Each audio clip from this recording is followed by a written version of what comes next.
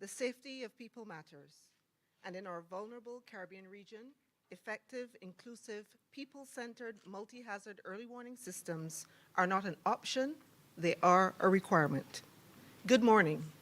My name is Elizabeth Riley. I am the Executive Director of the Caribbean Disaster Emergency Management Agency, and it is my pleasure to guide us through today's regional launch of the Early Warning for All initiative for the Caribbean. Let me start by welcoming distinguished audience that is attending this event in person here at the United Nations House in Barbados, or following the live broadcast via UWI-TV and UNDRR channels. I also wish to take the opportunity to express solidarity with the government and people of Turkey and Syria in the aftermath of the recent earthquake. Today's event is divided into two segments. During the first segment, we will have interventions from the Honorable Prime Ministers of Barbados and St. Lucia, as well as recorded messages from the Deputy Secretary General of the United Nations and the Secretary General of the Caribbean Community. The second segment will be a panel discussion moderated by the United Nations Resident Coordinator for Barbados and the OECS countries. As you might be aware, the United Nations Secretary General Antonio Guterres has called for every person on Earth to be protected by early warning systems within 5 years, in line with Target G of the Sendai Framework for Disaster Risk Reduction 2015 to 2030, and with the priority to support the most vulnerable. In order to make this ambition a reality, during the COP27 Climate Change Conference in Sharm el-Sheikh, Egypt, last November, the Executive Action Plan for the Early Warnings for All initiative was unveiled. This regional launch is a unique opportunity to harness the highest political as well as technical support to achieve the ambition as set by the UN Secretary General. In order to shape these ambitions to the context of small island developing states and the Caribbean region, we have the privilege to count among us today the Honorable Mia Amor-Motley, Prime Minister of Barbados,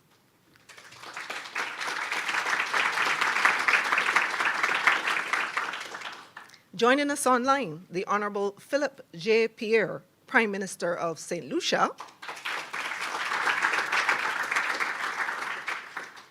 and video recorded messages from the Deputy Secretary General of the United Nations, Ms. Amina J. Mohammed, and the Secretary General of the Caribbean Community, Dr. Carla Barnett.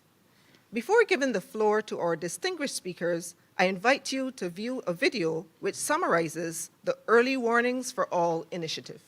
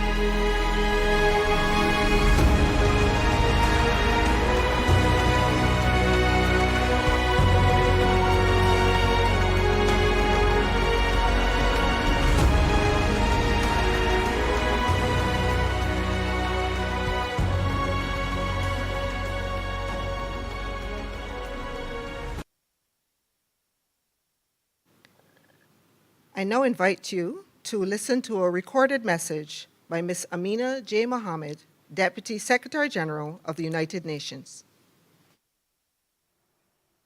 Prime Minister Motley, Excellencies, ladies and gentlemen, while I wish I could be with you in person, I'm delighted to send this message for the first launch of the Early Warnings for All initiative. I thank Barbados, CARICOM, and the Caribbean Disaster Management Agency for hosting and organizing this event. I especially want to thank the Prime Minister of Barbados, the Honourable Mia Motley, and the Prime Minister of St. Lucia, the Honourable Philip Pierre, for their leadership and support. Today we carry a clear message. Every person in the Caribbean, in small island developing states, and the world must be protected by an effective, multi-hazard early warning system. This is not a privilege, but a right that every person on Earth should enjoy. That is why the Secretary General has launched the Early Warnings for All initiative, with a goal to reach universal early warning systems coverage by 2027. Early warning systems save lives, they protect livelihoods, and deliver huge economic and social benefits. Just 24 hours notice of an impending hazardous event can cut damage by 30%. Yet, vulnerable communities around the world have no way of knowing that hazardous weather is on its way, nor do they have the means to act to save lives and livelihoods. Every third person in the world, primarily in small island developing states and least developed countries, is not covered by multi-hazard early warning systems. 60% of the African population is not covered. Even less have local disaster preparedness plans. Countries with limited early warning coverage have disaster mortality rates that are 8 times higher than countries with high coverage. Families and communities have a right to be warned of incoming hazards and to protect lives, livelihoods, and other assets. This is especially true for the Caribbean, which suffers from the larger disasters relative to its size. Due to the effects of climate change, we know that climate and other disasters are set to increase, exposing small island developing states to greater vulnerabilities. To provide early warning systems for all within the next 5 years, the United Nations system, governments and partners must work together to address gaps across the 4 key pillars of early warning systems: understanding disaster risk, monitoring and forecasting, communication, and preparedness and response capacity. This will require an initial investment of just $3.1 billion, but will save countless lives and economies. I urge all governments, financial institutions, and civil society to support this effort. Thank you.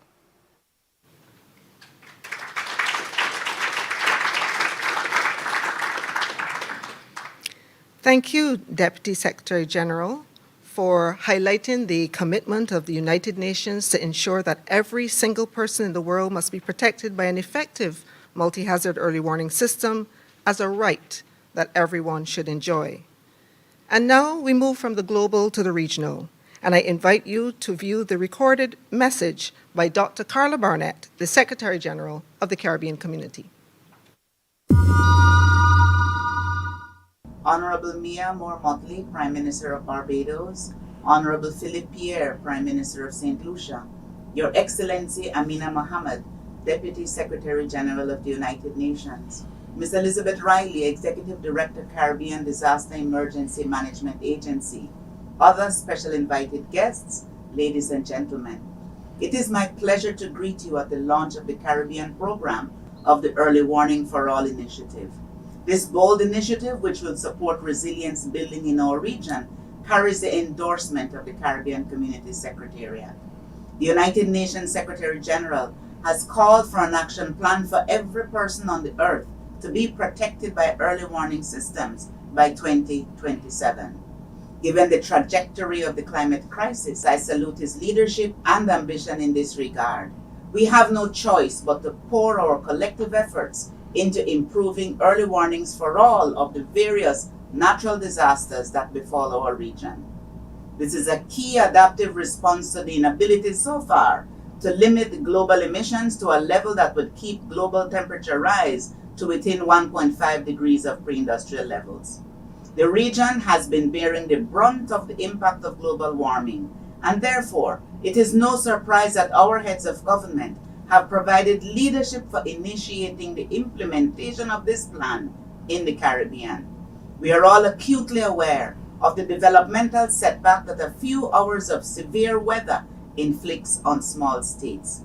This is, of course, in conjunction with slow onset climate impacts like sea level rise and accelerated drought flood cycles. Timely, accurate, and user-friendly early warning requires a wide spectrum of support. We are at a good time to take stock given the recent midterm reviews of Sendai and Target G, particularly, and the midterm review of the Caribbean's own comprehensive disaster management framework. We can add to this the recent and routine reporting from the Intergovernmental Panel on Climate Change and the World Meteorological Organization, which all provide valuable input into a regional assessment of progress and gaps. In addition, inclusive and streamlined approaches to implementing early warning products is required at all levels so that local communities, youth, and all other vulnerable groups may contribute valuable input to development of systems that guard their own safety. We also need to take a fresh look at capacity building, moving beyond the providing weather stations and a few days of training to seek out opportunities for education and vocational training to support equipment maintenance, statistics and data management, artificial intelligence and modeling, and broadened communication strategies. But above all, we must continue on a path where early warning is seen by all users as underpinned by principles of authority, credibility, and salience. Med services have constantly battled stubborn disregard for warnings and fake information, which undermine credible efforts and engender public displeasure when a disaster does not occur as it was predicted. This is detrimental to the goal. We learned during our most recent global health crisis that rampant misinformation can be so debilitating that it can become its own crisis. Decades of progress in meteorological services have provided a strong platform for the pursuit of multi-hazard early warning systems in the region. Weather-related products and services, despite the challenges, are mainstreamed in daily and seasonal decision-making and planning. We have to build on that progress. Through the early warning for all, aligning with other existing initiatives, we can reach a space where all major sources of risk information and products can reach the effective level of maturity and public integration. We clearly saw the tremendous benefit of multi-hazard early warning in action in St. Vincent and the Grenadines in the lead up to the eruption of La Soufriere.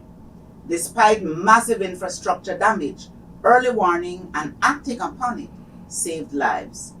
The machineries of the whole disaster risk reduction system at the national and regional levels can never receive enough praise for this achievement.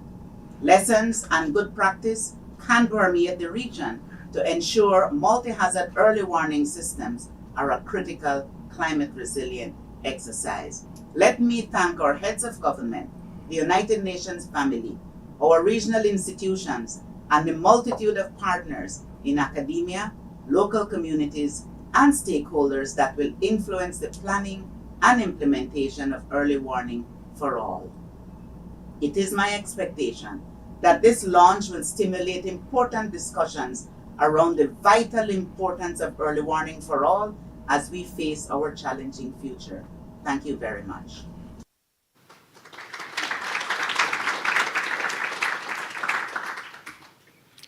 Thank you, Secretary General Barnett, for highlighting the importance and the timeliness of this initiative for the Caribbean region, but I think also importantly for linking this discussion to the realities on the ground and the implications for people, and also for highlighting the capacity of the regional institutions.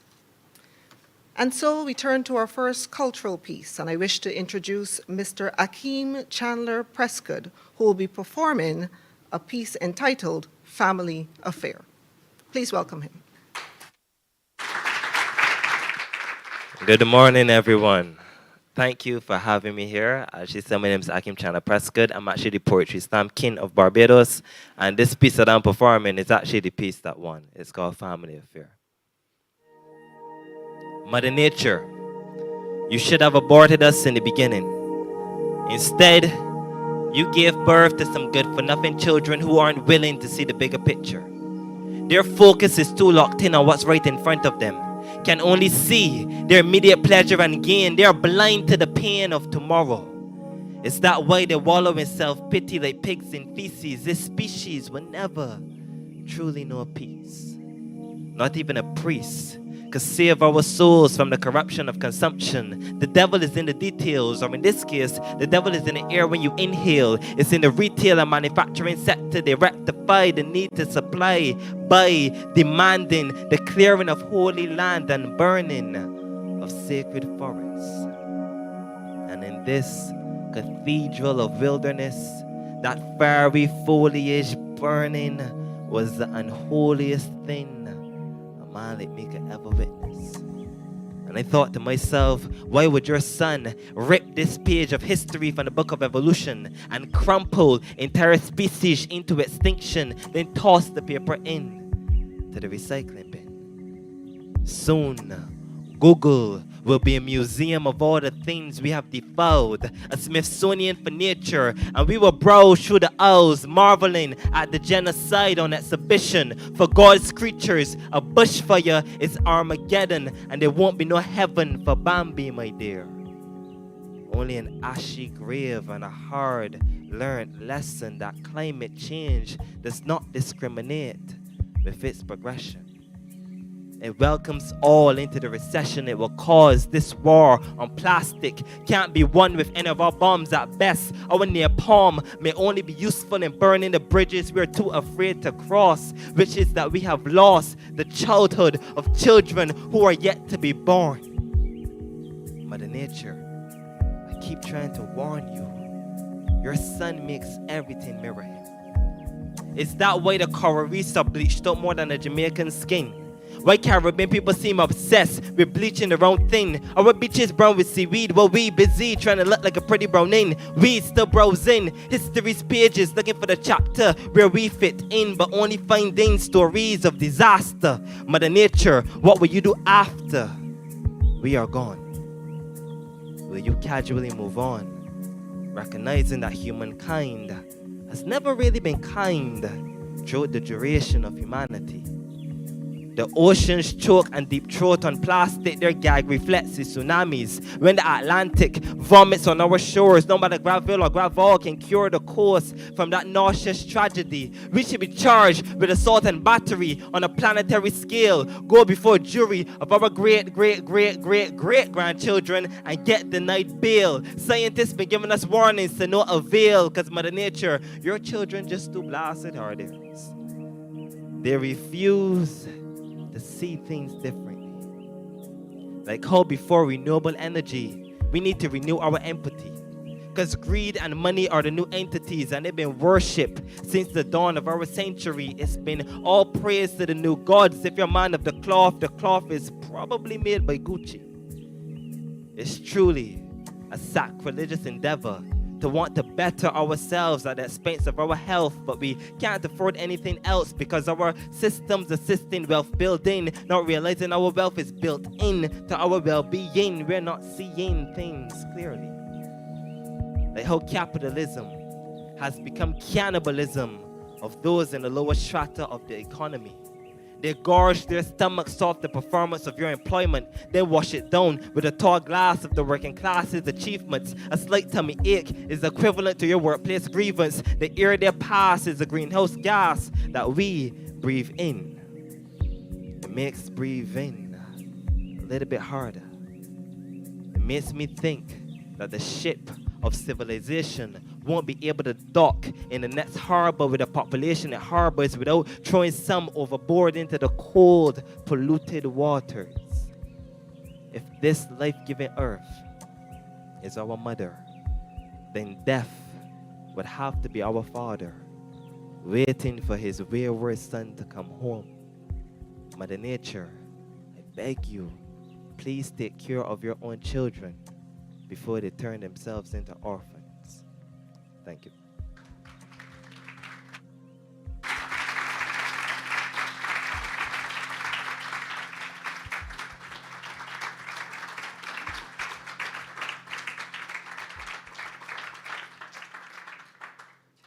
Ladies and gentlemen, the power of the spoken word. The Honorable Philip J. Pierre, Prime Minister of St. Lucia, was elected on July 26, 2021. Prime Minister Pierre also serves as the Minister for Finance, Economic Development, and the Youth Economy, and is the CARICOM Prime Ministerial Quasi-Cabinet Lead on Sustainable Development, including environment, water, and disaster management.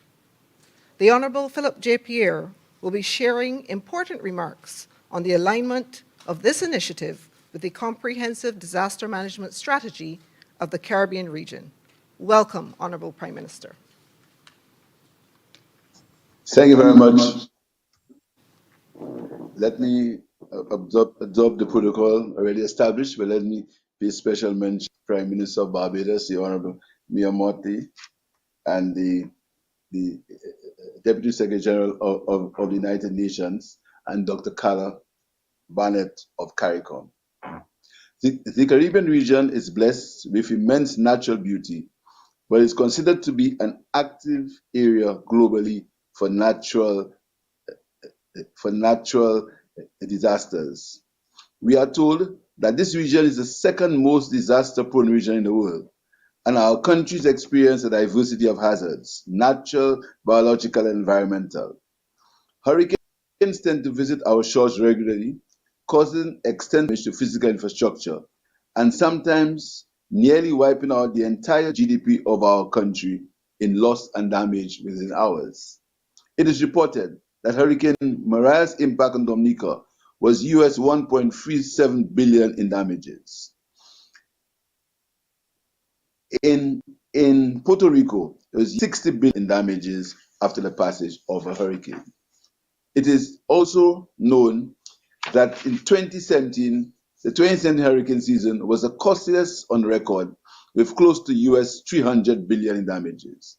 And so, disaster risk reduction, mitigation, building resilience, and recovery have become top priority action areas for the survival of the Caribbean states. Target G of the Sendai Framework for Disaster Risk Reduction is to, and I quote, substantially increase the availability of and access to multi-hazard warning systems and disaster information and assessments to people by 2040. Note the emphasis on the word people. This is critical in the management of complex hazards, which are experienced by our Caribbean states and compounded by the negative impact of climate change. The UN General Secretary Early Warnings for All initiative will focus on multi-hazards. This multi-hazard early warning system correctly places emphasis on the safety of people. Early warning systems do not only save lives, but also provide vast economic benefits. They are considered to be low-hanging fruit for climate change adaptation because they are relatively cheap in comparison to the cost of dealing with the consequences of improper planning and preparedness. We are told by the WMO that just 24 hours notice of an impending hazardous event can cut the ensuing damage %. It is instructed global on losses of between 3 to 16 billion per annum. With hazards ranging from hurricanes, earthquakes, flooding, volcanic eruptions, health pandemics, and those related to pests and diseases on crops and livestock, there is no doubt that a multi-hazard approach is necessary, involving coordination across numerous national ministries and agencies, and also regional agencies, all effectively operating early warning systems to address the onslaught of hazards to which the Caribbean region is exposed. The Caribbean region must continue to implement measures to change our fortunes to become more resilient to natural disasters. Early warning systems, in conjunction with effective communication of environmental risks, is in many ways the key to impacting good social behavior and sensible actions among people. We must acknowledge that emergency management involves prevention, preparedness, response, mitigation, and recovery. However, the best disaster response is ensuring that we have the foresight to avoid it from the start or to take upfront measures to minimize the social and economic impact. The Regional Comprehensive Disaster Management Strategy is a Caribbean vehicle for the implementation of the Sendai Framework for Disaster Risk Reduction. Priority 4 of the Comprehensive Disaster Management Strategy, CDM, recognizes the importance of early warning systems and specifically of ensuring that it is effective at a community level so that the most vulnerable are reached. Consistent with the targeted results of the CDM strategy, the CDMA unit, with the support of development partners, have made some significant investments in early warning systems, including governance dating back to 2014, when the Model Comprehensive Disaster Management legislation was enhanced to incorporate early warning system regulations. The Multi-Hazard Early Warning System checklist was revised in 2018 and further enhanced in 2021. The checklist has been applied in 7 CDMA participating states and is programmed to be applied in others. Work to progress towards the enhancement of an early warning system for the Caribbean region with the formation of the Regional Early Warning Systems Consortium, REWSC, in 2017. In 2022, CDMA World Bank Regional Summary Report on multi-hazard early warning checklists and analysis in the Caribbean identified priorities for improvements, including stronger integration of science and technology into the framework, taking into consideration the emerging realities of climate change. It is evident that we have made progress over the years, but there is still more to be done. The work of CDMA has shown that participating states the power of a regional approach to comprehensive disaster management. As such, investment in multi-hazard early warning systems remain a priority for CDMA. Participating states and is prominently featured in the CDMA Coordinating Unit Strategic Plan and associated work programs for 2022 to 2027. This provides an important avenue for implementation of the early warning systems for all initiative. CDMA looks forward to playing a leading role in the implementation of the early warning system for all initiative on behalf of its participating states in line with Target G of the Sendai Framework for Disaster Risk Reduction 2015 to 2030. I thank you.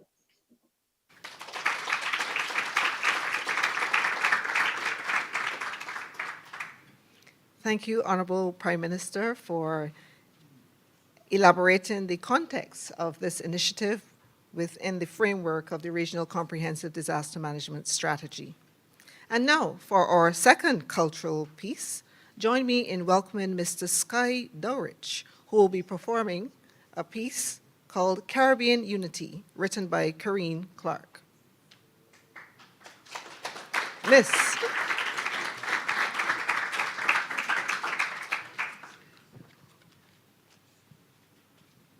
Morning.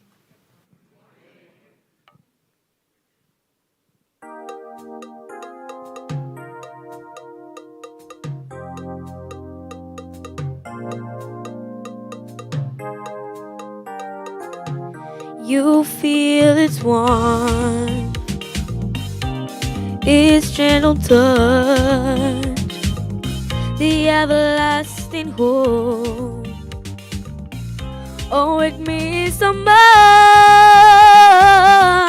A creative world, a vision so true, a paradise of wonders for you to be caught in the riches of glories untold of the people in the Caribbean.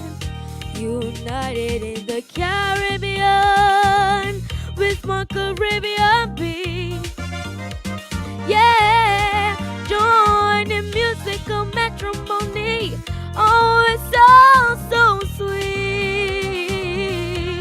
Holding each other in a song under the morning sun.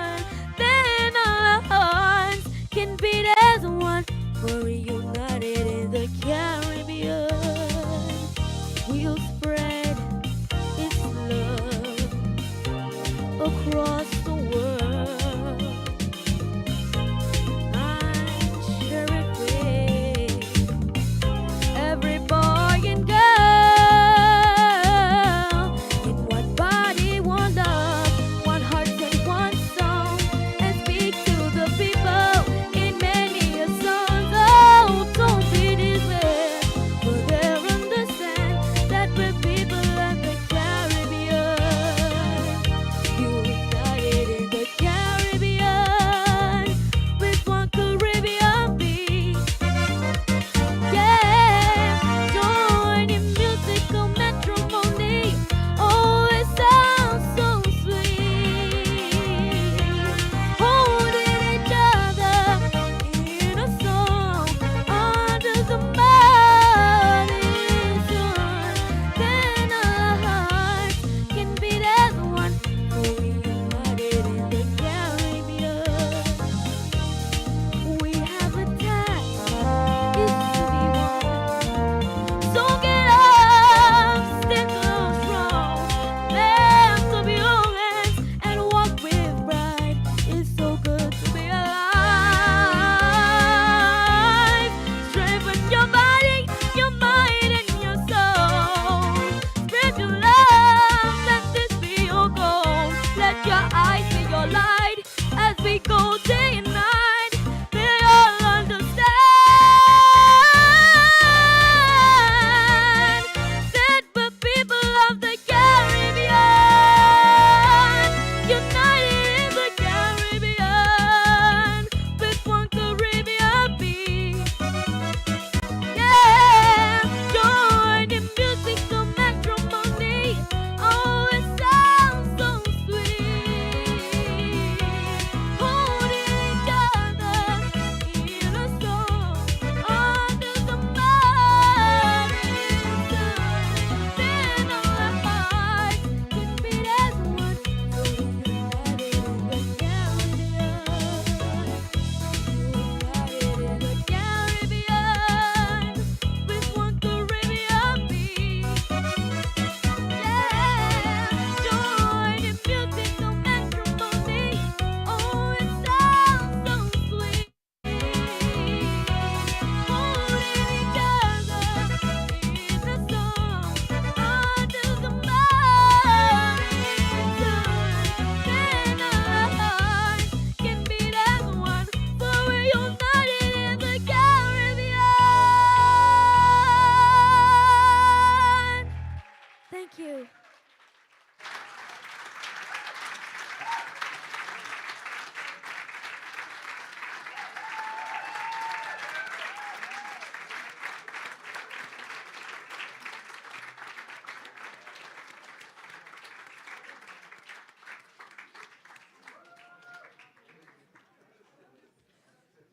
What a powerful rendition of that Caribbean anthem.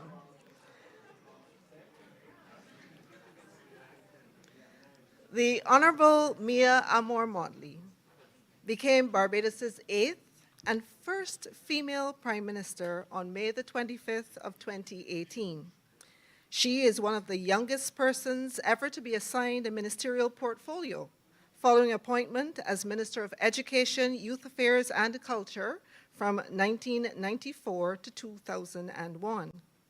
She later served as Attorney General and Deputy Prime Minister of Barbados from 2001 to 2008, and was the first female to hold that position.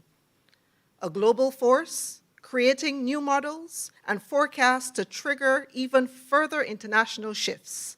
Please join me in welcoming the Honorable Mia Amor Motley, Prime Minister of Barbados.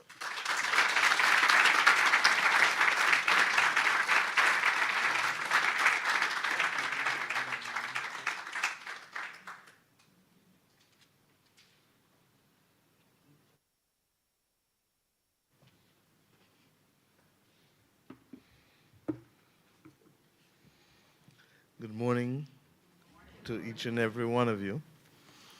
But you will forgive me if I single out our three guests. I think that it is perhaps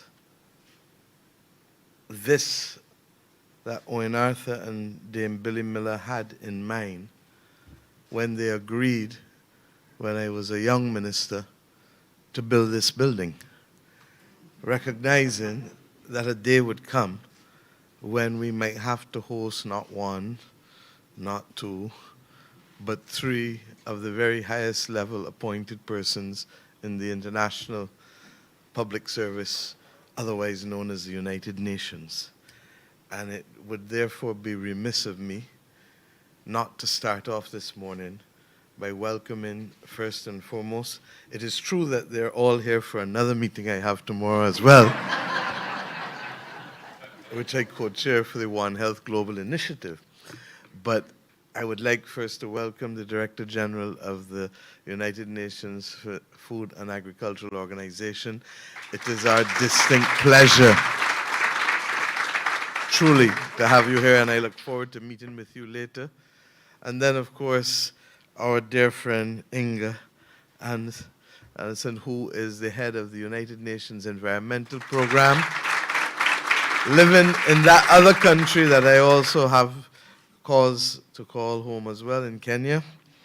And then, of course, our dear friend who is the boss today and who will this afternoon be, not afternoon, shortly, be among us in welcoming all of you in what really is truly an honor for this country, thank you, for this country to launch,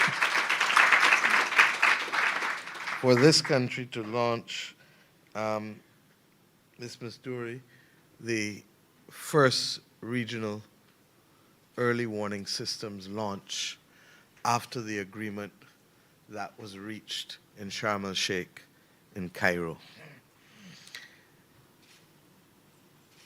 The two performances here this morning by Sky and Akeem show why we come to work every day, to be able to make this world, this country, a better place. The immense talent that was shared with you from this country this morning reminds us why individuals are so special. I want to thank Prime Minister Philip Pierre, who leads for us in the region the efforts on sustainable development, because in his efforts to help make this region more sustainable, there will be more skies and more Akeems who will continue not just to flourish for their own individual benefit or the benefit of this region, but as I have contended always, as a humanizing influence on the global population. That, perhaps, has been the Caribbean's greatest contribution in the post-independence environment, to be able to provide the thought leadership and the conscience that is often needed to remind us that people who see people want others to see people. People who hear people want others to hear people. And people who feel people want others to feel people. This Caribbean region, whether from the thought leadership of Sir Arthur Lewis and Derek Walcott in St. Lucia, or the very pragmatic and philosophical framework of an Errol Walton Barrow to remind us of being friends of all and satellites of none, or the scholarship of Eric Williams and the conscience of Michael Manley, this Caribbean region, through the likes of Usain Bolt, through the likes of Rihanna, continue to remind the world that it doesn't require large size or power to make a definable difference in the global condition. It is ironic that one of the things that we come, therefore, to say in this whole issue of the climate crisis is that it is regrettable that we are forced to face a double jeopardy, having been the ones whose blood, sweat, and tears financed the Industrial Revolution that is now the bane of planetary and human existence. The dignity that was robbed of us during that exercise is potentially going to be robbed again as a result of the climate crisis.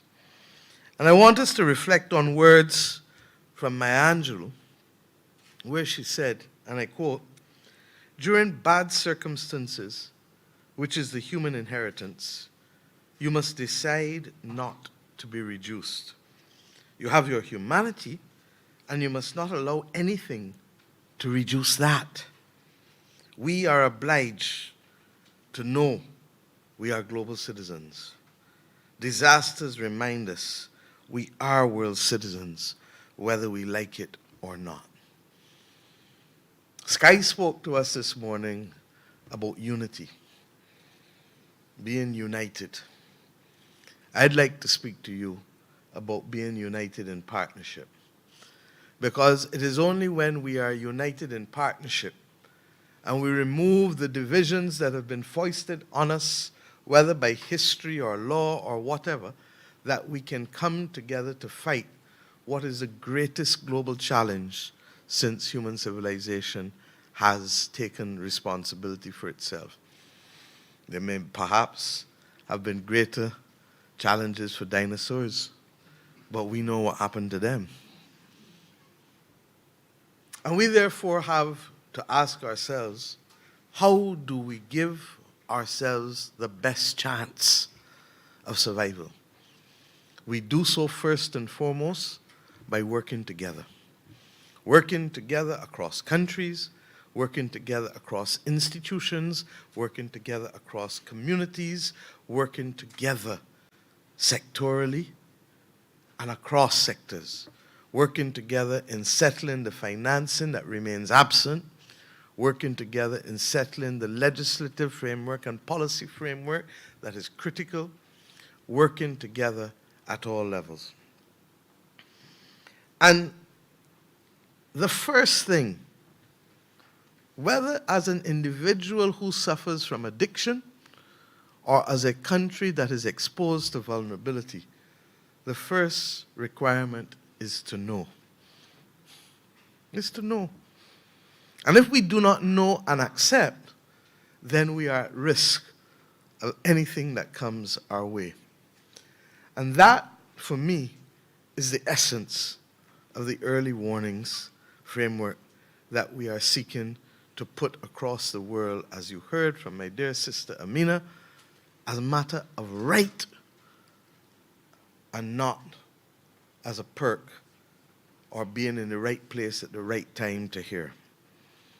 This requires a complete change in how nations and institutions function. And that's why I keep using simple language about seeing, hearing, and feeling. Because once you see people and hear people and feel people, you plan for them. But if you don't see, hear, or feel them, you take them for granted.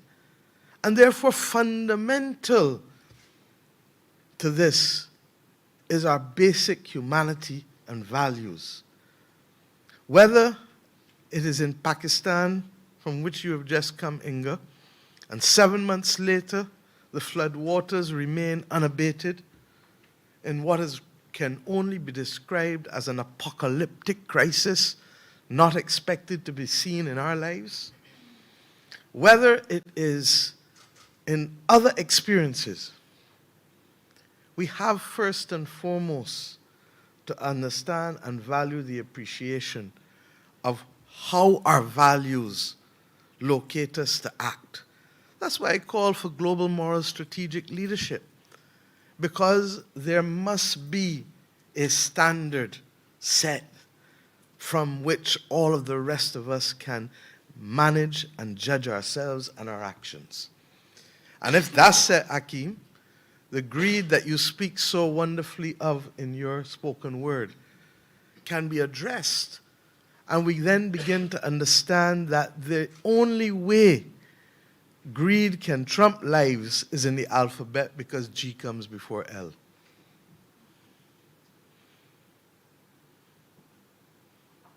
We have to change how we think and act in this world if these actions are going to make a difference to the lives of so many.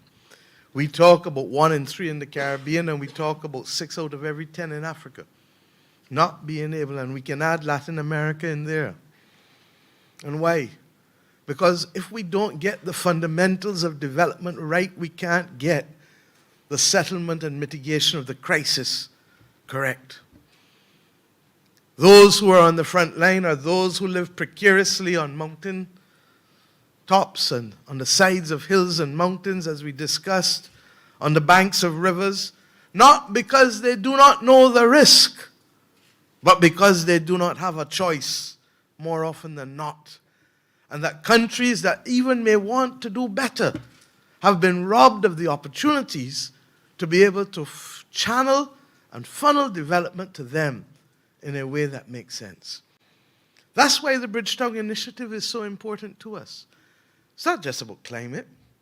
It's fundamentally about equity and fairness, justice and solidarity. How do we work together to allow countries to be able to better provide for those who cannot provide for themselves? And the early warning systems is just a small part of it all. And we know the benefit of it. We don't need anybody to tell us.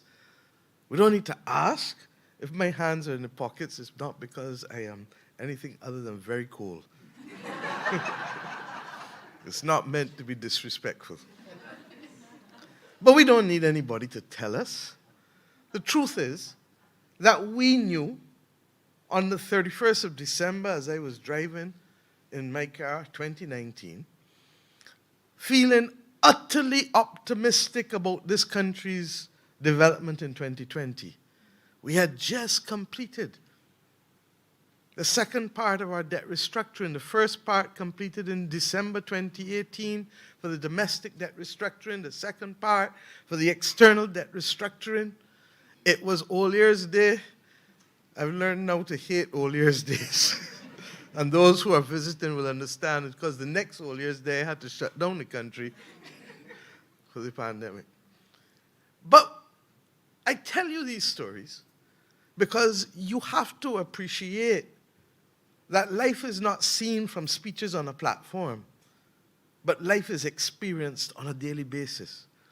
And what is the story that I tell you? That in this country, having listened to that BBC report, it stuck with me. And before the end of January, the Ministry of Health and the Ministry of Foreign Affairs and all of the different departments started to put systems in place. By the beginning of February, we went, the Attorney General and myself, to Harrison's Point in St. Lucie, and I thank the European Investment Bank for coming in after and ratifying the expenditure that we made there to convert an old naval base into a hospital to prepare for COVID. I tell this story because anyone who knows my country, who knows Barbados, will tell you that with a single acute primary to tertiary hospital in the Queen Elizabeth Hospital, that if we had ever left that institution to be the place where we managed COVID from for 3 years and continuing, that God knows what would have happened to this country, particularly given the density of housing in the coastal areas where the majority of people live in this country. The ability to plan, the ability to prepare, the ability to put in play 4 times the amount of ICU beds that the country had and had had for 50 years made all of the difference to us. Fast forward then to 2021 June. I'm up 12:30 at night preparing for cabinet the next morning. And I hear bowels roaring. And I assume that somebody on the highway is playing the fool, even though it was late at night. it turned out to be the beginnings of a 90-minute freak storm that would have, 46,000 lightning strikes, Sabu, in 90 minutes? Almost like a natural strobe light in a discotheque, because it never stopped. But you knew it wasn't constant because the eye still caught the flash. And the rain was horizontal, and by the next morning, there were at least 25, 27 houses, I can't remember, that were completely flattened. I remember visiting an elderly man who, to this day, God bless him, he stood in his kitchen, and then he moved when he realized that that structure would go completely. And he went under the cellar of the house until he could find that opportunity just to cross the road and go into his neighbor's garage. Front page of the Nation newspaper has a picture of him. But I knew what he felt, because I happened to be in Jamaica. My first trip to Jamaica was the weekend of Hurricane Gilbert. It is true that I have to ask myself how I fall in love with Jamaica so, because on that first afternoon I was pickpocketed. And by the Sunday, Gilbert hit. And by the Monday, I had gastro. And before the gastro, I stood up on Hope Road for 2.5 hours, because nobody in Jamaica believed that a hurricane was coming, because they had not had a serious hurricane since the 1960s. I was at a 50th birthday party, and everyone said, nah, man, no hurricane not hit Jamaica. Jamaica safe, sir.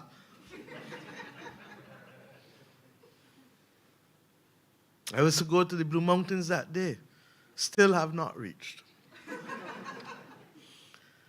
I say this because even when you provide the warnings, if you do not have partnerships, if you don't have the reinforcing community education, if you don't have the plans that cause people to know that you are serious, the warnings will fall on deaf ears. We speak this morning in Barbados, but we extend deepest sympathy on our behalf, all of us, to the people of Turkey and Syria.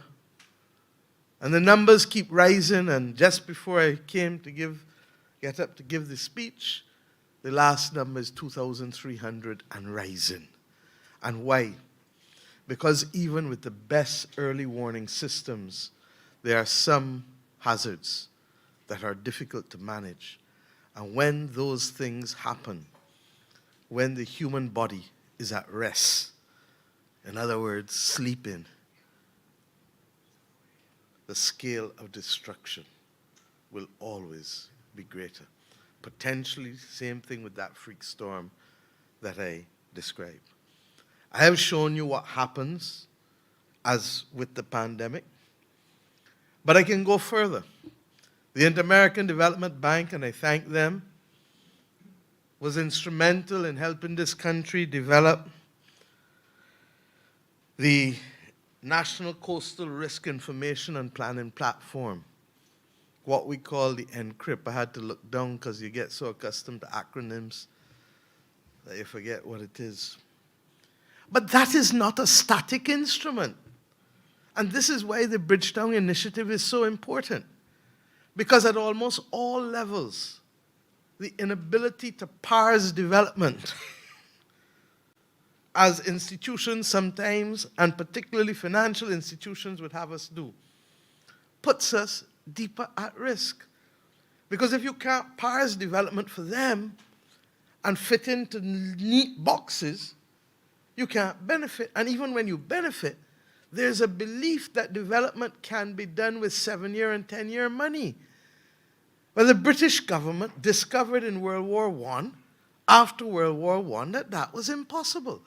And having raised 2 bonds in 1914 and 1917, found themselves renegotiating those bonds in 1932 into effectively a 100-year bond, because you could not pay for the cost of war while paying for the cost of rebuilding from the war at the same time. It is no different in these small island developing states or developing countries globally. And we believe that our efforts for preparation and mitigation started only since Paris Agreement.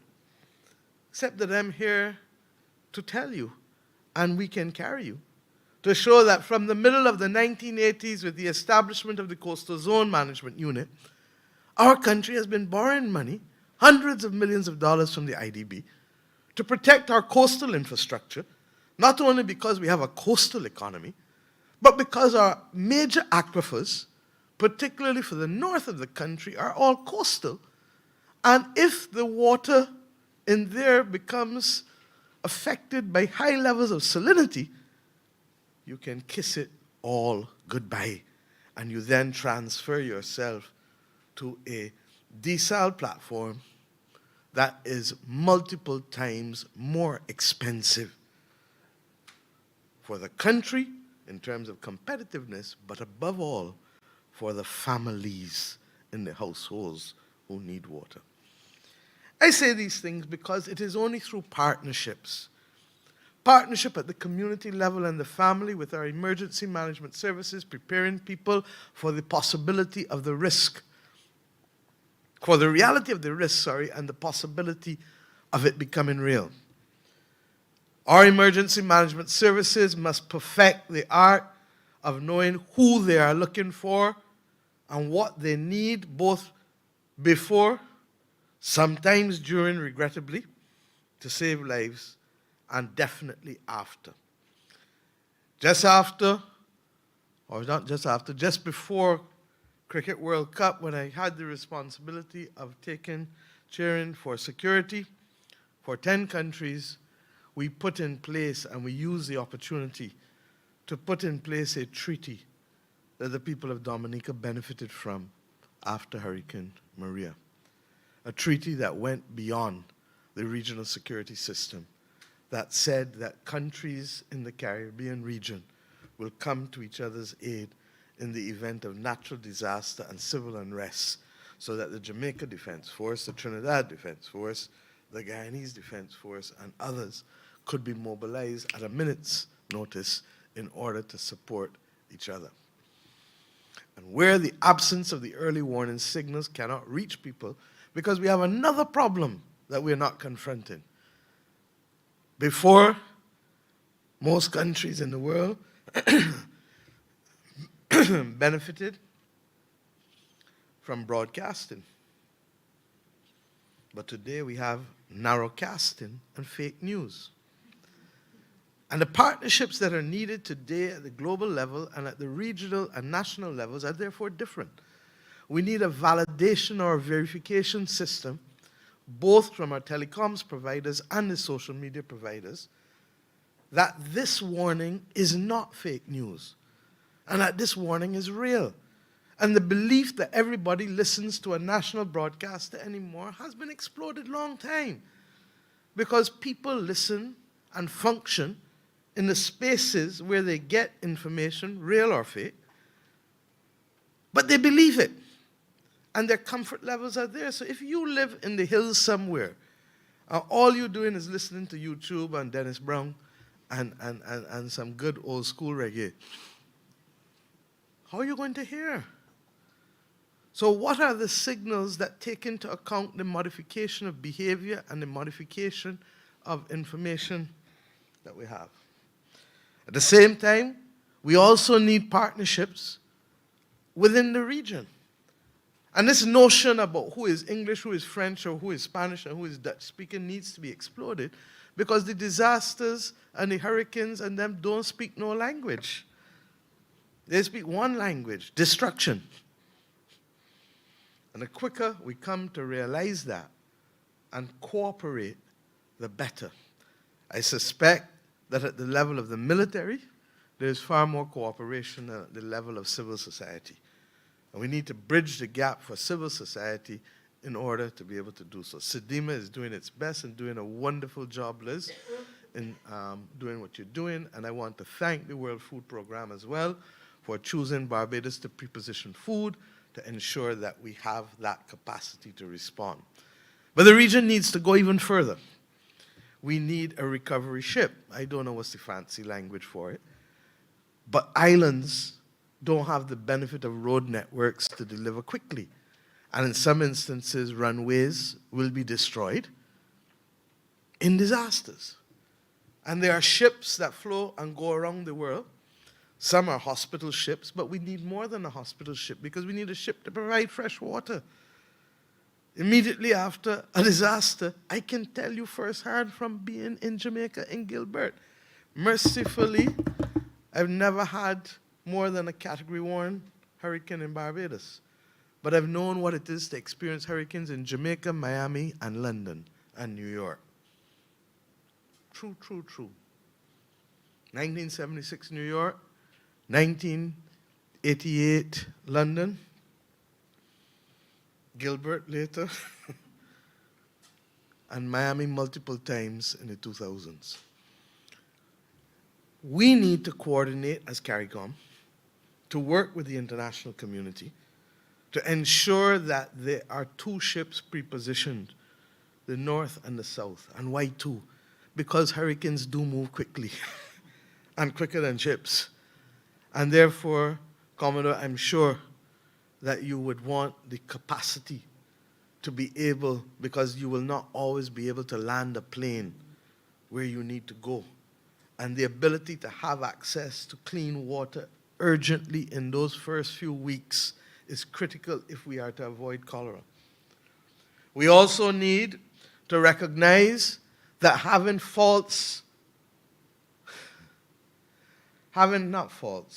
arbitrary numbers for debt sustainability in the context of small island developing states does not work. I told you that we have been doing coastal preparation since the 80s. Part of our debt is, in fact, to prevent the worst to our coastal environment. For every dollar of prevention, you save $7 in recovery expenditure. We know that. But when you are then told that your debt to GDP does not admit of you spending enough money to renew a school infrastructure that is more than 150, 200 years, 250 years in some instances, how then do you provide the support systems for people to be relocated, both pre and in many instances post-disaster? We do not have the capacity genuinely to withstand serious hurricanes in this region that are Category 3 and upwards. And if the international community does not understand that, then they do not understand our circumstances. And if the international community does not understand that both with the absence of a pact upon becoming independent, where after centuries of extraction of wealth, we were left just to face, as best we can, the needs of housing and education and health, with a treasury that had been emptied for centuries, then only to be foisted with international rules that are one size fits all, like that from the WTO that does not recognize special and differential treatment, but yet having now to allocate additional funding for environmental matters that were not even in circumstances where the allocation of funding for basic traditional human rights and development was already challenged, makes this journey even more complex. And when we understand that the cause of it is not our behavior or our values or our attitudes, then we have a crisis. Problem is that the crisis isn't unique to us. We are just the canaries. And whatever we thought before, 2022 put paid, I suspect, to many people's doubts. Third World in 1970s told us that the definition of real heat was 96 degrees in the shade. London and Europe told us differently last year when 108 and 110 degrees became the standard. In the winter, the notion that a state in the United States of America could be 30 degrees from the temperatures on Mars is a sci-fi movie or book. Not the reality of what we saw in December, someone would argue, but unfortunately it was. Because when we start to get at minus 59 degrees, we know we are in dangerous territory. I want to thank the United Nations Secretary General Antonio Guterres for his continued courage and compassion, his values, and his global moral strategic leadership. But I ask all of us, at whatever stance we find ourselves, at whatever position, to recognize that it is in doing these practical things, which yes, do require funding, and yes, it does require $3 billion, and yes, the United Nations has not completed the fundraising for it, for those who hear my voice. And if we could do better, we would for you. That is the truth. Because even when we received 100,000 vaccines, in the heart of it, we distributed out of that over 25,000 to our brothers and sisters in the region, because we are nothing if we want to walk this journey alone. But we have now to do these small concrete things that will make a difference to the lives of many.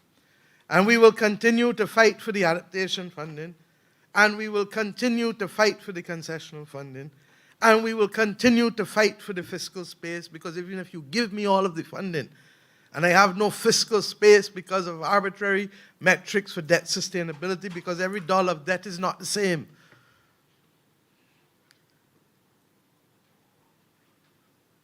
Even if we do all of these things, there are still going to be some people who we have not reached. And that is why then the human partnership at the level of the community becomes so critical. And that doesn't require a leader, a prime minister, or anybody. It requires the average citizen in our region and across the world to spread the message and to let people know that, like with everything else we know, prevention is always better than cure. And that secondly, awareness, whether as an addict, as a vulnerable person, or as a powerful person, the first step is to know and to remain engaged. I hope that the launching of this early warning system in our country, Barbados, as a first regional launch globally, in the presence of 3 distinguished United Nations leaders, as fate would have it, plus all of the diplomatic corps and all of the local persons, that we also in this room send the message that partnership is real, but it is not yet at the levels that we need it. And if we can continue to build those partnerships from the community and the family right back up to the international level, then the spectacle of us failing can be left for the books and not become our reality. But never let us be so arrogant as to believe that it cannot happen. The earthquake last night was an awful reminder that there were people who were having lunch yesterday with their families and who made plans to do things this morning that they are no longer in a position to do because the family has been destroyed and the businesses affected have been destroyed. And the shadow of that destruction will be far longer than the news story that reports it this morning. I hope and pray that those who hear our voices understand that these are not now speeches for the sake of speeches, but that this is speeches to propel action and partnership. And I thank you once again, therefore, for choosing this country to help send that message, because we know, as I said, that it is real. And we must never be arrogant enough to believe that it cannot happen to us. For this world knows that there are extinct species. I referred to the dinosaurs just now. And this world knows that there are failed states and failed civilizations. Let us work in partnership to ensure that there is no further record of failed species or failed civilizations, or worse, at the individual level, loss of life. Thank you.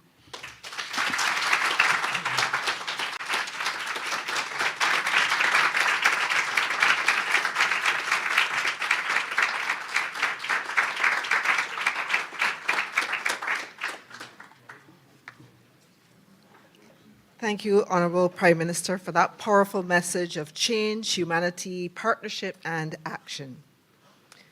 We now transition into segment 2 of this morning's proceedings. And I want to welcome Mr. Didier Tribuc, who is the United Nations Resident Coordinator for Barbados and the Eastern Caribbean since January of 2019. He brings more than 20 years of experience in the development and humanitarian realm, working with the United Nations and international NGOs such as the French Red Cross and Médecins Sans Frontières. Mr. Tribuc, I welcome you to the podium to take us into segment 2.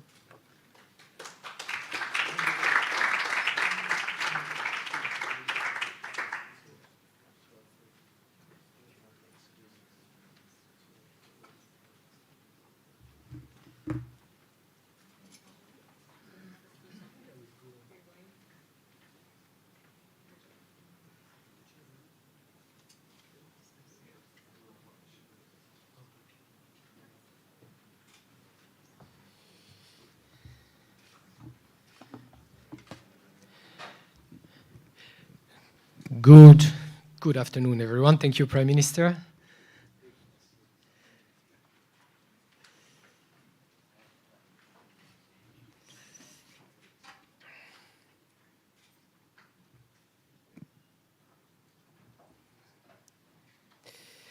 Thank you very much, Liz, for taking us through this first segment. It's my pleasure to welcome you to the second segment and panel discussion. We have with us highly distinguished speakers precisely to discuss the keys of success of the early warnings for all initiative here in the Caribbean, but it seeds as well in general. And it's very fitting because the need for inclusive and accessible multi-hazard early warning system is really urgent, as we have heard this morning. Disasters have increased fivefold globally, driven in part by human-induced climate change crisis and resulting in even more intense weather events, besides other disasters such as, of course, pandemic, earthquakes, volcanic eruptions, which we have experienced less than 2 years ago here in St. Vincent and the Grenadines. But fortunately, as we have also seen in the Caribbean, early warning systems have progressed. With roadmaps, for example, that have been completed in 7 CDMA participating states. Most of the countries also have technical capacities for monitoring and forecasting hydrometeorological hazards and to launch related warnings. However, the case is quite different when reviewing the existing capacities for geological, biological, or technological hazards. And there also exist gaps for the dissemination of warning, especially to ensure that the last mile coverage is done to ensure that no one is left behind. And this is really at the core of this early warning system initiative that wants to ensure universal coverage within 5 years. And we hope that we'll discuss also in this panel today the financial sustainability with increasing financing from Caribbean government with the partners, development partners, and the UN partnership is really at the core of this initiative. So in this context, we have the privilege to count today with a panel of leaders fully engaged in the Early Warning for All initiative. Online, we have Professor Petteri Talas, Secretary General of the World Meteorological Organization, who is connected from Geneva. We have with us Mr. Kyu Dong-Yu, Director General of the Food and Agriculture Organization. Welcome to join the podium, sir. Ms. Inger Andersen, Executive Director of the UN Environment Programme. Ms. Mami Misutori, Special Representative of the Secretary General for Disaster Risk Reduction and Head of UNDRR. Ambassador Gerard O from the UK, who is also the chair of the Climate Risk and Early Warning System, CRUISE initiative. Good morning, all. And we also have online Ms. Shajoni Gums, Comprehensive Disaster Management Youth Ambassador, joining us online from St. Kitts and Nevis. So, good morning, all. We start the panel discussion with the intervention of you, Mr. Kyu Dong-Yu. As I said, Mr. Kyu is Director General of the FAO. Before coming to FAO, Mr. Kyu served as China's Vice Minister of Agriculture and Rural Affairs. Mr. Kyu, we understand you will have to leave for another very important meeting, but before that, thank you for joining us. And could you kindly let us know briefly how, in your view, the initiative would contribute to the agri-food system transformation, as well as, most importantly, to food security in the context of seeds and also in the Caribbean? The floor is yours, sir. First of all, I would like to appreciate the invitation by the Prime Minister Barbados, and also appreciate her contribution to the co-chair of a global leadership group on AMR. Because since I came to FAO about 4 years ago, we are really set the tone together with members. FAO have 194 members. Work together, we now have a 10 years strategy framework, how to transform agro-food system together, more efficient, more inclusive, more resilient, and more sustainable for better production, better nutrition, better environment, better life, leaving no one behind. But One Health approach, and also we established the new office for the emergency and the resilience. So that's really fit the purpose of all the early warning system. We work together with and the Secretary of Martin and the former Secretary Mark Lockhart together how to establish early warning system in agro-food system and rural areas. Second, also, we are now also establishing the office for the seeds, and LDCs. We pay special attention to the seed countries, and because you face the challenges, as you said many times, also 3C, climate crisis and the COVID-19, and also the conflict. But luckily, in the small island state, you don't have that much conflict. So it's good. But for you, mainly the climate crisis, and also how to build up more sustainable agro-food systems, and also build up more resilient economic systems. That's FAO. We are willing to work closely with members. By the new strategies we endorsed on the climate change and innovation science, and also new strategy on the private engagement.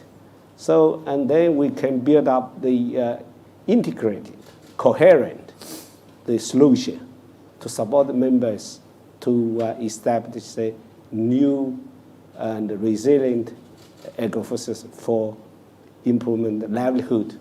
And that's, I think, for the early warning system for all should be included agriculture. That's agriculture included the crop, animals, forestry, and fishery and aquaculture. So that's something we have to work together with my sister agencies, and also especially with the private sectors and the academies and NGOs by hand-in-hand initiatives. So we established a World Food Forum, and 2 years now attract last year more than 41,000 participants So based on the hybrid model, so virtual and in-person in Rome. So let's work together. And the big UN family. So, and that's the only solution, as Prime Minister pointed out. Together, we can go far, and we can go better.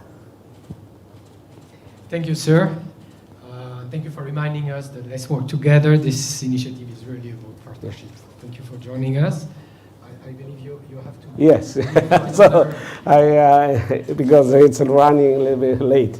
So we show the, we close the corporate with also UNEP and others, and on the biodiversity, COP27, COP26, COP28 coming, and also COP15 and the biodiversity. May I use 1 minute? So what is a special value?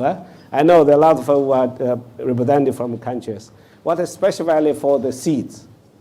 There are 2 areas on this planet.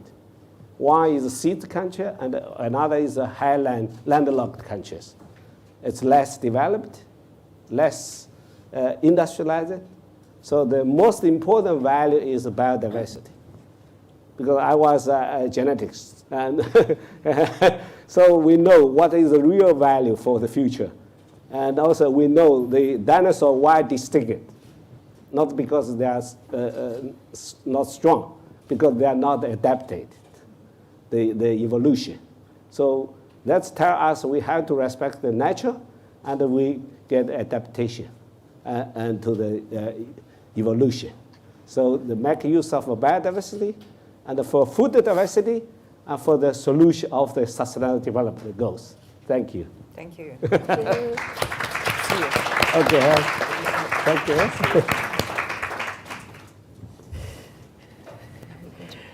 Thank you, Mr. Q.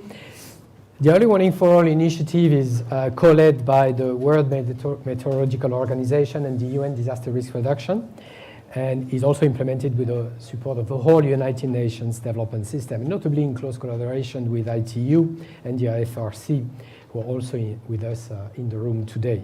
So Professor Petteri Talas is the Secretary General of the WMO since 2016. Before, he was Director General of the Finnish Meteorological Institute. So Professor Talas, we're all together for this launch today. And can you give us briefly a summary of the main objectives and pillars of the Executive Action Plan for the Early Warning for All initiative, with some perspective in your views on what matters for the Caribbean and seas? Yeah, thanks for the invitation. And I'm sorry that I cannot be with you at the nice island, and thanks for the Prime Minister for hosting this important event at your island. And the islands are very much in the minds of WMO. We all remember this 2017 hurricane season when we broke all-time economic losses high worldwide. There was even losses up to 800% of GDP in one day, and that happened at Dominica. And unfortunately, because of the warming of the ocean, the potential for such events is still fairly high. 90% of the disasters, they are related to weather. Of course, now we are facing a very dramatic event in Turkey, but one should keep in mind that 90% are related to weather. And many of our less developed country members don't have proper early warning services, the meteorological or hydrological services in place, and that's why Secretary General Guterres has given us as WMO a mandate to prepare an action plan, which was endorsed by COP27 in Sharm el-Sheikh. And we are lucky to have good partners on board, UNDRR, ITU, and IFRC as good examples. And we have been planning this concrete action, and it seems that the COP28 presidency is also very interested in promotion of our initiative. And I visited Arab Emirates 3 weeks ago and had a chance to discuss with the president of the forthcoming COP28, and they are very happy with the idea. And the basic plan is that we should invest $1.5 billion during the coming 5 years for basic observing infrastructures, for IT infrastructures, and manpower at the meteorological and hydrological services, and about the same sum in preparedness, emergency management, and also telecommunication systems. We are lucky that we already have 2 programs in place. The government of France initiated a program called CRUISE, Climate Risk and Early Warning Services, and through that instrument, which is a joint one of WMO, UNDRR, and World Bank, we have been able to assist already several countries. As part of this early warning service initiative, we have to focus more resources in single countries and to see the major change, to have proper multi-hazard early warning services in place, and also to be able to forecast the impacts of those events. Then we have to invest also in the basic observing infrastructures. We have major gaps in the basic meteorological observing systems in island states, Caribbean, Pacific, and Africa. And for that purpose, we have already a program called SOF in place, a systematic observation financing facility, and it's now financed by several European countries and also United States and Canada. And we expect to see support for these activities also from Japan, which I will visit in a week from now. And also China has indicated that they are willing to support those activities financially. We have also had the interaction with private sector, and for example, players like Microsoft, Google, and Meta, they are also interested in being part of the solution, which are good news. And we are heading towards the launch of these early warning services for all program in New York, attached to the forthcoming UN Water Conference, which takes place 22nd to 24th of March. And Secretary General Guterres has agreed to join that event, and then we can go to finally to the implementation. And we are most happy to do it as a joint venture between our partners, with our partners.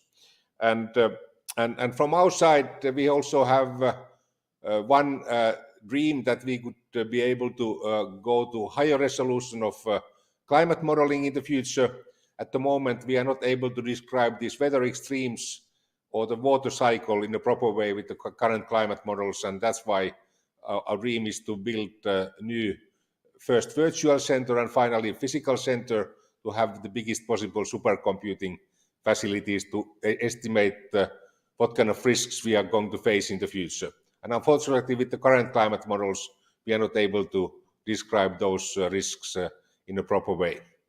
But thanks again for the government of Barbados for hosting this event, and we are very eager to contribute to the success of your country and also many other countries in the Caribbean, Pacific regions, and Africa especially. Thank you.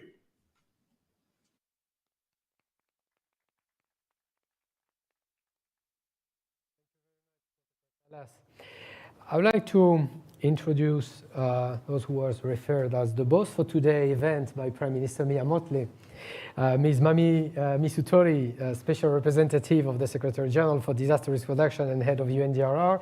Prior to joining the UN, Ms. Misutori was Executive Director of the Sainsbury Institute of the Study of Japanese Arts and Culture at the University of East Anglia in the UK. Mami, can you tell us which lines of effort must be accomplished for achieving the ambitious target of universal coverage of the multi-hazard early warning system set by the UN Secretary General by 2027? Thank you, Didier.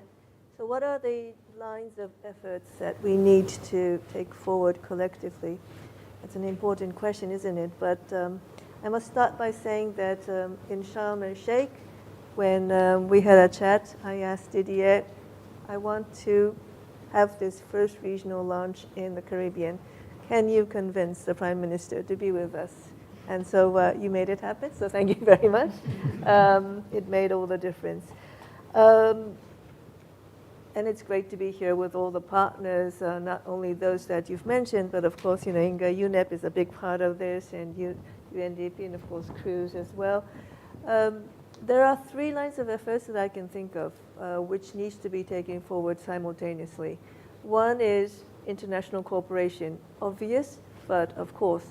So $3.1 billion, Amina said it's just, but it's not a small amount of money. But we need this coming in quickly. And it's not only financial support, it's also transfer of technology and expertise. Because many times, if you don't have this coming in, you cannot sustain early warning systems. And importantly, on this point, I would like to make a request to the member states of the Caribbean, but also all the UN system here, to let us collectively understand the current status of early warning in this region and each country. Because if we don't understand what are the gaps and where do we need to put in the international cooperation, then we are not doing our job correctly. For this, we need quite granular data of the 4 pillars that Petri was just talking about risk information, about the forecasting, about the distribution of warning, and about the early action on the ground, the preparedness on the ground. And I know that a lot of data is around us. The governments have them, local governments have them, UN system has this, regional organizations have them. We need to put this all together to understand so that international cooperation goes to the place where it is needed now. The second line of effort is the regional component, the regional collective effort that needs to take forward this initiative. And that is why the Caribbean, I think, is in such a good place, because you have very strong regional organizations and regional initiatives, SEDIMA, the Regional Meteorological Organization, but also we have the CRUISE Caribbean Initiative. So we're not trying to reinvent the wheel with this initiative. We need to build on what is already there and the advances made. And here the regional component is good, important, especially to, at the end of the day, the ownership is with the region, because that is so important. The ownership needs to be with the region. And again, another thing is that as we know, and as the Prime Minister said, disasters don't respect borders or difference of language. It comes and it destroys different countries in the region at the same time. So without this regional component, we can't take this forward. The third thing I would say, and maybe most important, is the political will at the national and community level. We have seen it today demonstrated by the Prime Minister. We have also heard from the Prime Minister of St. Lucia.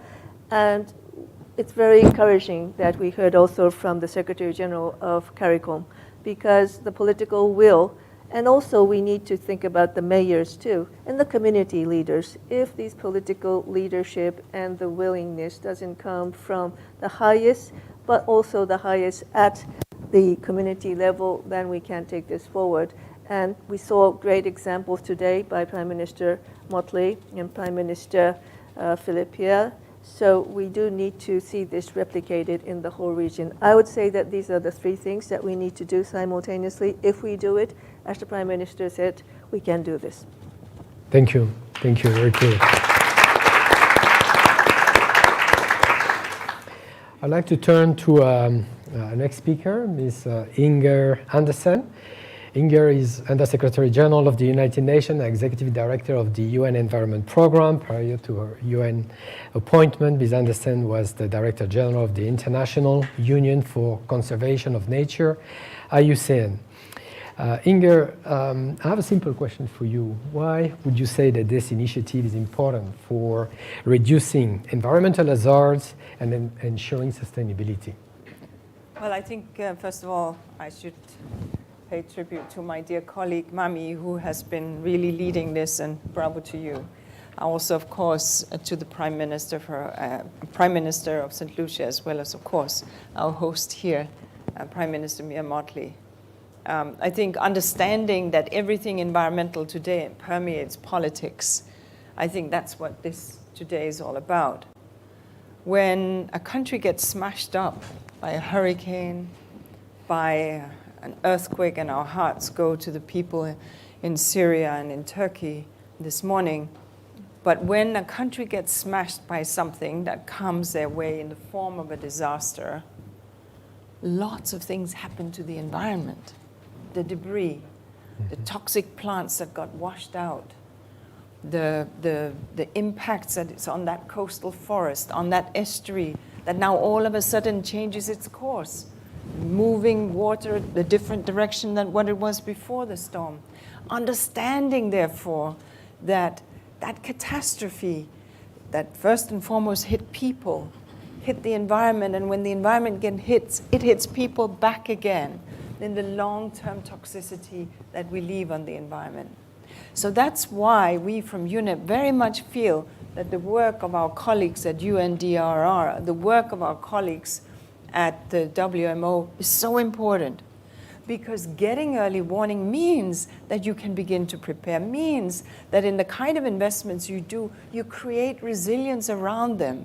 You understand that that which was perhaps a 100-year storm, now is i.e. it would come likely in all projections every 100 years.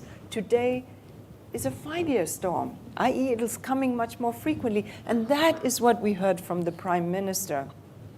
So this initiative, Early Warning Initiative for All, makes great sense. And of course, who's at the front line of these weather-related events?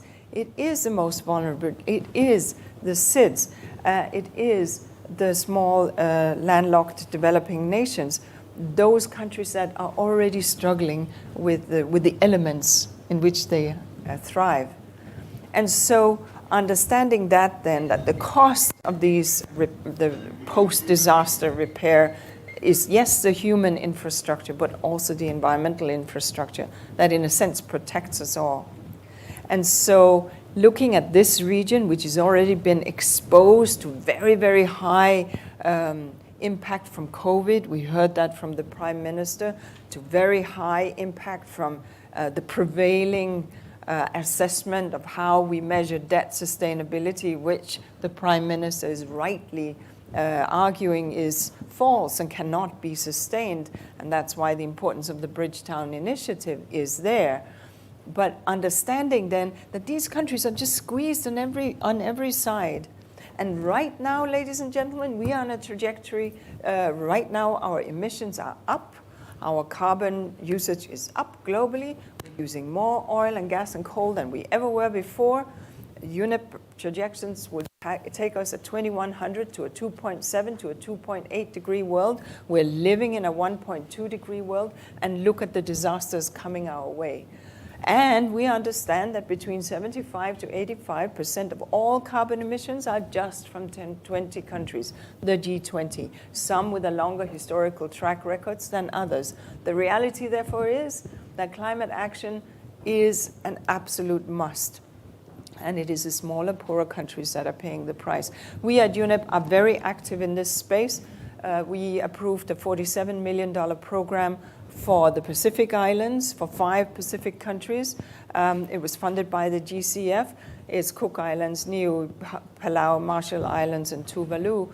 And that 47 million, yes, in part will go to early warning, but in part will also go to investing in resilience, using nature-based solutions, mangroves, coastal forests, coral reefs, nature that can be that lungs that absorb those winds and the high storms, be that space that can take and be the buffer between the wrath of the ocean and the winds and climate change and humanity. So working with nature is the way that we can protect ourselves. But nature, as long as we ignore it, will send us these invoices. And the invoices will come in the form of storms, fires, floods, droughts. I live in Kenya, as the Prime Minister referred to. We are in the 4th year of a drought. 4th year. 2.5 million heads of cattle have died in the north of our country, the headquarters of UNEP. I came just from Pakistan, and I was whispering to the Prime Minister because she asked, right now, Pakistan is still underwater. 7 months later. So we have landed the loss and damage fund. Fine, we have to capitalize it now because the costs are not going up. So this part of the, as the Prime Minister said, a small but essential gear in the wheel of meeting the onslaught of climate change is so essential, because warning is knowing, and knowing is preparation. And so we from UNEP, we're really pleased to be here to support UNDRR, our friends from WMO, and of course, the Caribbean nations as they step forward in leadership at this time. Thank you.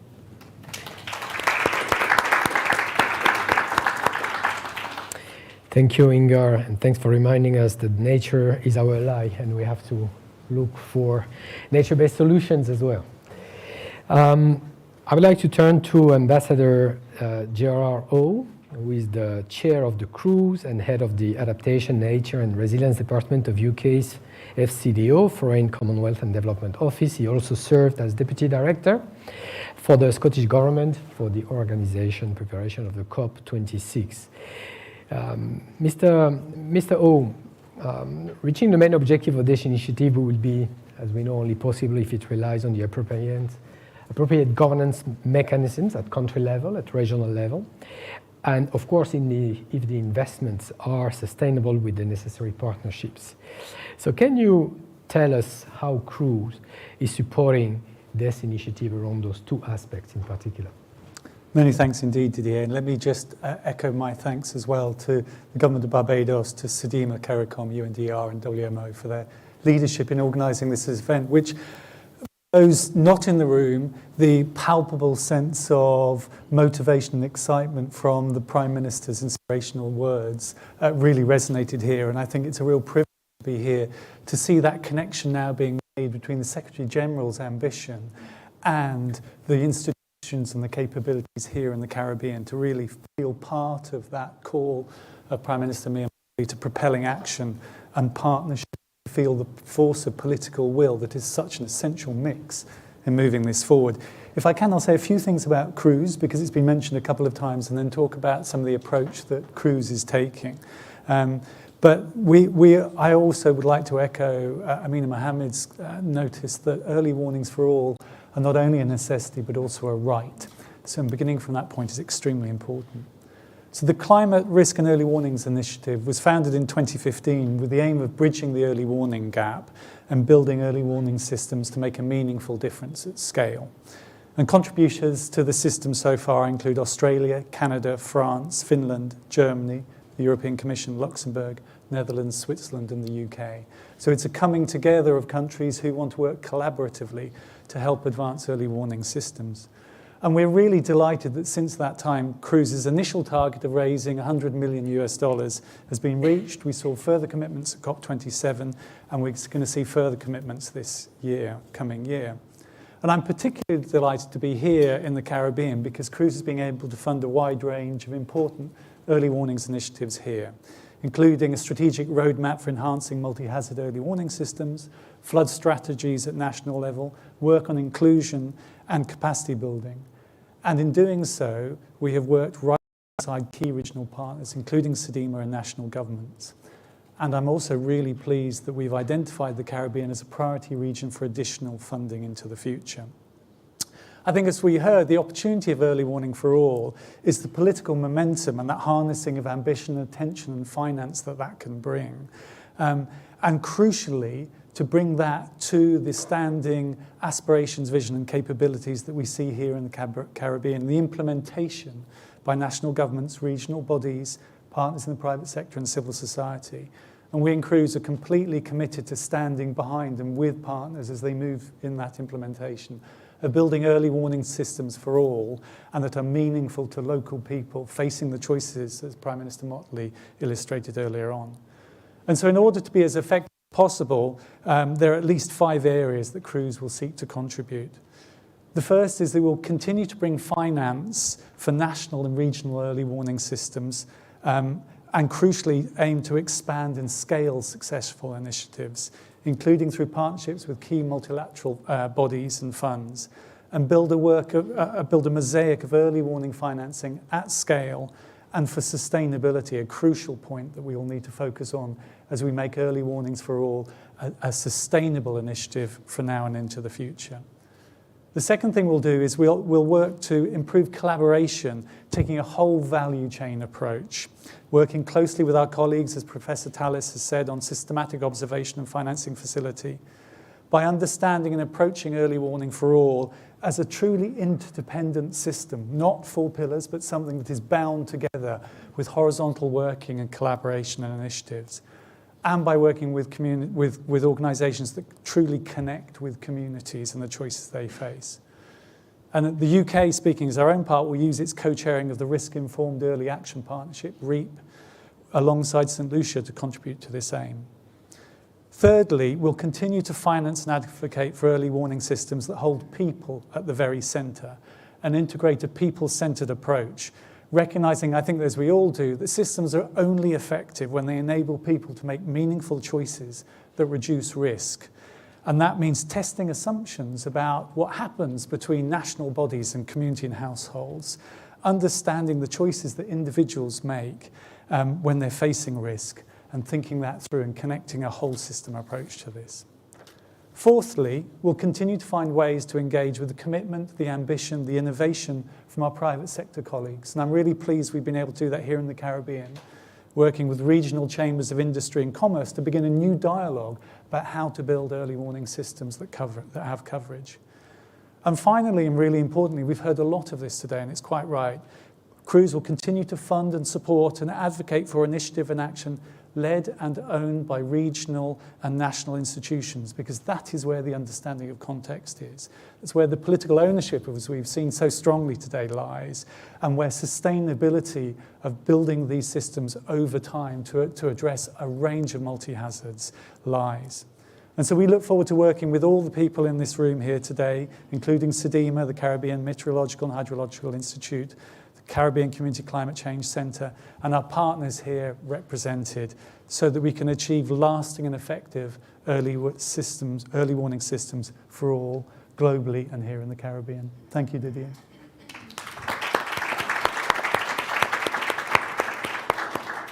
Thank you very much, Gerard.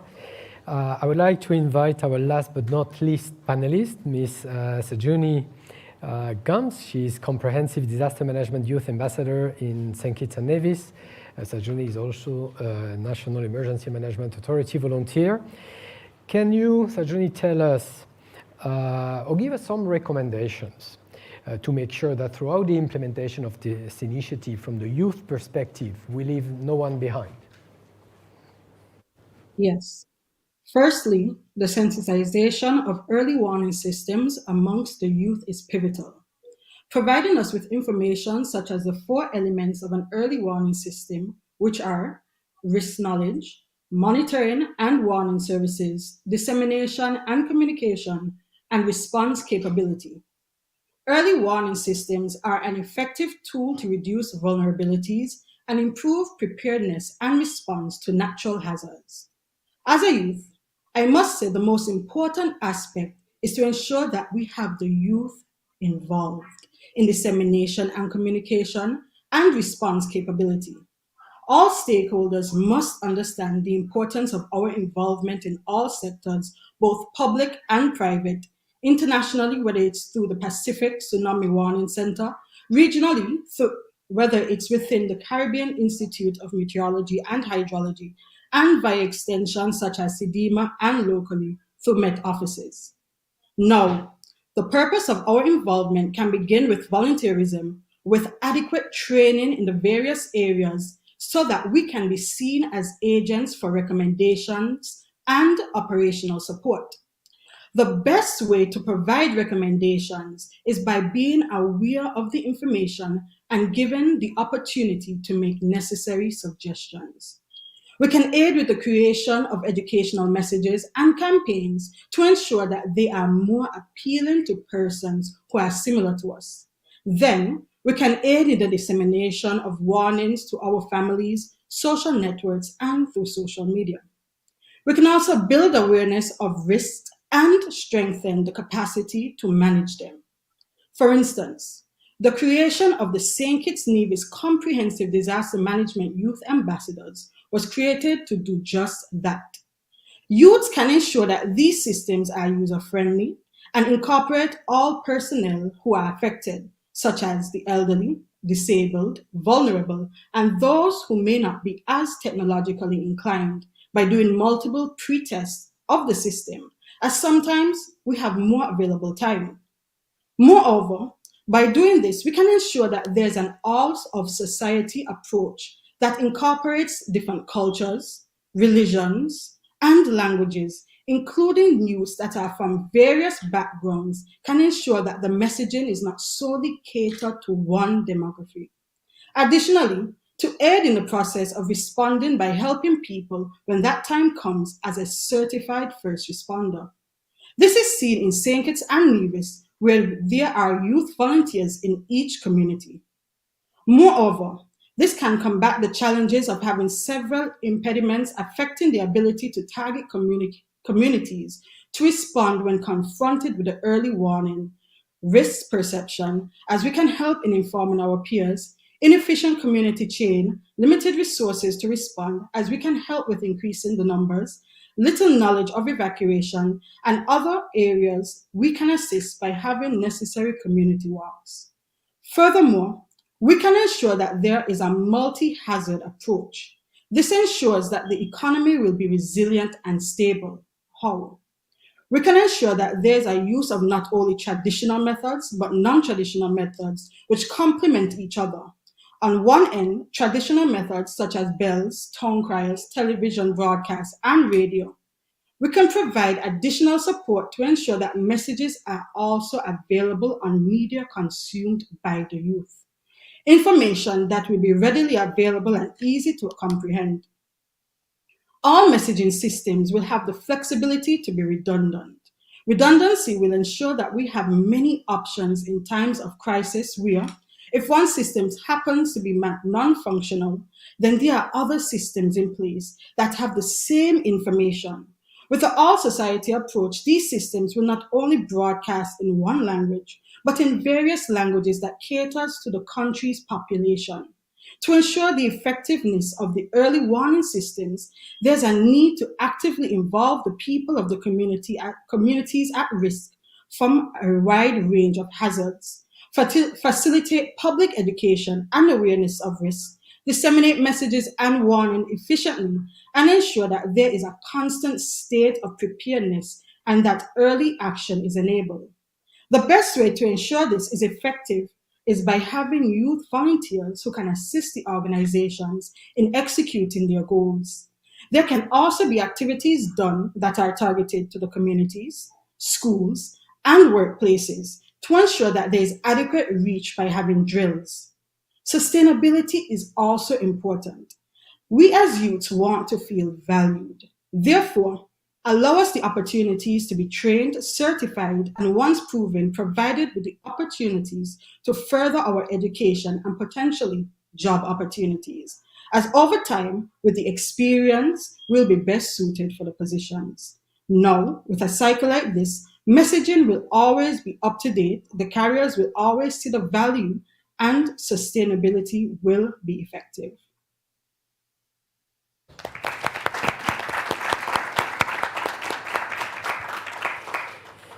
Thank you, Sajuni. I'm told that we have in the audience Mr. Ariel Kenston, who is the head of the country's cluster support team for the Anglo-Caribbean of the International Federation of the Red Cross and the Red Crescent Society. You wanted to make some comments on the comments made. Thank you very much. Hello? Yes, go ahead. Thank you very much. We very much thank you for accommodating us in today's agenda. And of course, I need to congratulate you for the choice of color of tie for the launch. Very appropriate. The IFRC, the International Federation of Red Cross and Red Crescent Society, welcomes the Executive Plan of Action for the Early Warnings for All initiative and sees this opportunity to continue raising awareness of the initiative while we are gathering politically and technical support to move our collective ambition forward. In the last decade, some of the most extreme weather disasters have been the most, and often and many times predicted, has been the most deadly, costly, and devastating disasters. It is well documented that early warnings only is positive and is turned into early action is able to save life. We in the IFRC strongly believe in building preparedness capacities that are risk-informed and impact-based at local level. And those local actors are ready to, for the local actor, for the first respondent, to be able to act on early warnings and to save life. Local actors that are anticipatory ready are going to be leading to safer communities. In the IFRC, as the lead agency for the Pillar 4 preparedness for response, we are very much looking forward to contribute to this initiative, and we are ready to drive the work in this pillar to make sure that early warnings reaches the farthest communities, and that those communities and those early warnings are being able to translate into early action that saves life. National Red Cross societies, as auxiliary of the public authorities, are very well placed among local actors to carry out that work forward. Among other things, because they are already working with with the government, with national, local governments, with hydrometeorological agencies, with other stakeholders in reinforcing the national system for early warning and anticipatory action. In the IFRC, we are already working on developing early action protocols. There are more than 40 protocols in different hazard, multi-hazard protocols that are being implemented that are ready to be activated. We are also scaling up our effort for anticipatory action, reaching out 4.3 million people annually and dedicating 25% of our disaster relief emergency fund to the anticipatory pillar by 2025. Last but not least, we would like to encourage us all to continue or encourage the platform, the initiative, to use existing collaboration and cooperation mechanisms, such as the IFRC-hosted risk-informed early action partnership and anticipatory hub. And last, we would really encourage that we make sure that early warnings are people-centered and reaches the farthest communities. And this is a pledge for all of us participating in the community. Sorry, in the initiative. Thank you. Thank you very much, Ariel, for those comments. Very useful to round up.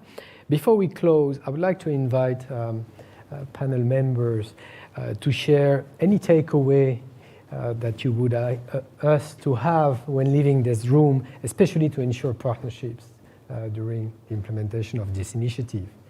Who would like to start in a few seconds? Yeah. Okay. Rami?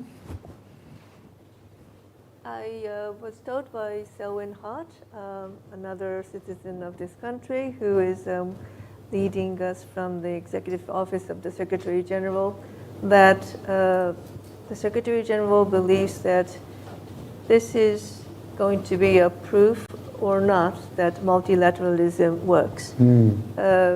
I think that's very, very telling. As the Prime Minister said, and as you referred, it's a small part of the large picture, but as we all know, in these big machines, if small things that cannot operate well, then the machine is not working. So we take it as such an important initiative, and the UN system is really committed to making it happen. Thank you, Mami. Jean? Thank you. I suppose I had just two quick observations. Firstly, what a strong sense of consensus there is across speakers about the ingredients that are required. People have talked about the need to work with and alongside regional and local institutions, people-centered approaches to make sure that the systems work end-to-end. I think that takes me into the second point, which is a real sense of responsibility. We have the opportunity. The early warning for all, the political momentum has created opportunity and attention, and we must not waste this moment. And I think not wasting this moment means being really clear about what each of us do in this complex ecosystem to bring the best possible value. And as Prime Minister Motley said, in that spirit of partnership and that focus on making a real difference to everybody's lives, including those left behind. So I feel a real sense of responsibility coming from this. And momentum. Thank you. Thank you. Thank you, Gerard. Inger, please. We started with an extraordinary poet who spoke to the destruction that we, humanity, are doing to this beautiful, wonderful, amazing little planet of ours. And he spoke with such poetic fluency and such depth that really carried us away. And I think it resonated with me because the ravages which we have visited upon this earth are what we are living now. We in UNEP, we speak about the triple planetary crisis, the crisis of climate change, the crisis of nature and biodiversity loss, and the crisis of pollution and waste. And the poetry that, I think his name was Sky, and I must find him because it was just extraordinary. The poetry that he gave us was so powerful because it spoke to that.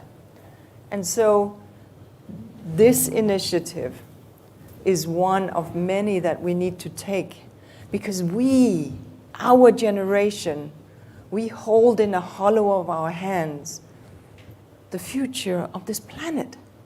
Now that is one unbelievable heavy responsibility, a responsibility that we don't deserve, but a responsibility that is our generation. So we, these conscious citizens of this present time, we heard from the young woman who encouraged us to invite the youth, we have to take action because if we don't, who will?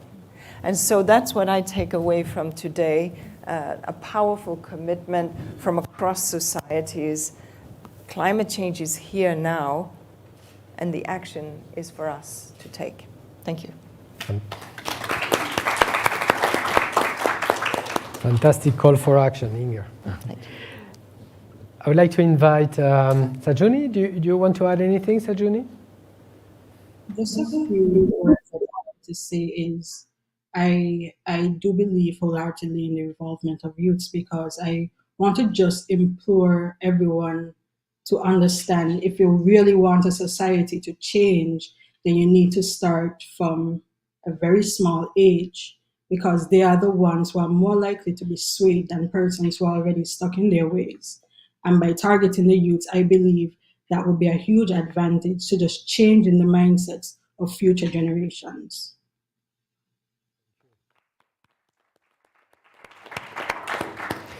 Well, thank you very much. We have come to an end of this panel. I really want to thank all the participants in persons here, Prime Ministers, of course, from Barbados and St. Lucia, Excellencies, Ambassadors, development partners, CIDIMA, Head of CIDIMA, CARICOM, of course, all our UN colleagues, UN principals, and all our online audience who was with us today from the diverse part of the Caribbean, but also from diverse part of the world. So thank you for this. And I want to make a special thank to you, Mami. You've been a fantastic driving force behind this initiative to get it off the ground globally, but particularly prioritizing SEEDS and the Caribbean. So this is an extremely great signal, and I want to thank you on behalf of all of us here. Thank you for this.